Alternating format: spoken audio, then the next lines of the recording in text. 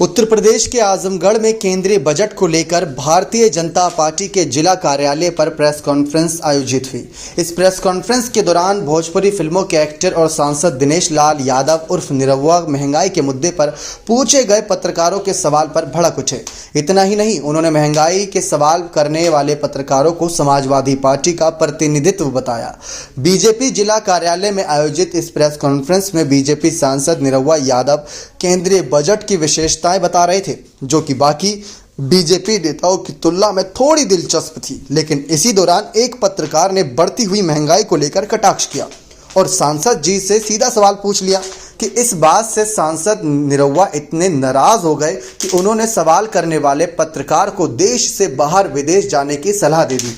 BJP सांसद ने पत्रकार से कहा कि विदेश जाकर देखें, कोविड के बाद पूरे विश्व में स्थितियां किस तरह से बिगड़ी हैं। उन्होंने कहा कि पड़ोसी देशों सहित अन्य देशों में महंगाई 60 गुना बढ़ चुकी है। उसकी तुलना में भारत ने पीएम मोदी के नेतृत्व में न सिर्फ भारत ने महंगाई पर नियंत्रण किया, बल्कि फ्री में आम जनता को वैक्सीन लगाई। इस समय भारत में स्थिति बहुत नियंत्रण में है।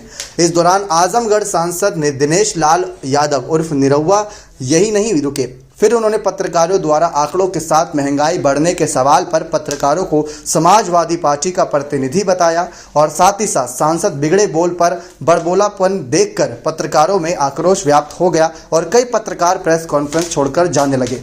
किसी तरह से वहां मौजूदा पार्टी नेताओं ने पत्रकारों को समझा बुझाकर प्रेस कॉन्फ्रेंस पूरी कराई।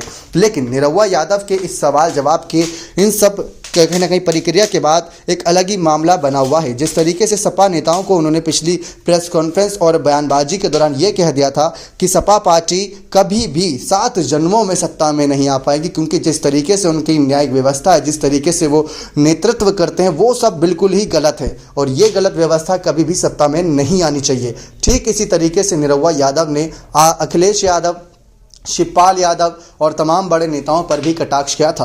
लेकिन जैसे जैसे हालात बदल रहे हैं, जैसे जैसे माहौल बदल रहा है, ठीक उसी तरीके से इन्हीं माहौलों को बदलता देख यहाँ पर निरहुआ यादव को लेकर भी और कई सवाल खड़े होते नजर आ रहे हैं कि अगर निरहुआ इसी तरीके से अपना बड़बोलापन दिखाते नजर आएंगे सत्ता के अंदर, तो आगे आने वाले वक्त में बीजेपी के लिए ये चुनौती पैदा करते नजर आएंगे। अब देखते हैं निरहुआ यादव के इन सवाल जवाब की प्रक्रिया को किस तरीके से आगे और लिया जाता है और सपा पार्टी इन सब मामलों पर कैसे अपने सवाल जवाब आगे रखती नजर आएगी, जिसके जरिए आगे की यूपी की सियासी सत्ता आजमगढ़ सीट को लेकर तय होती नजर आएगी कि लोकसभा चुनाव 2024 में यहाँ पर क्या खेल होता नजर आएगा।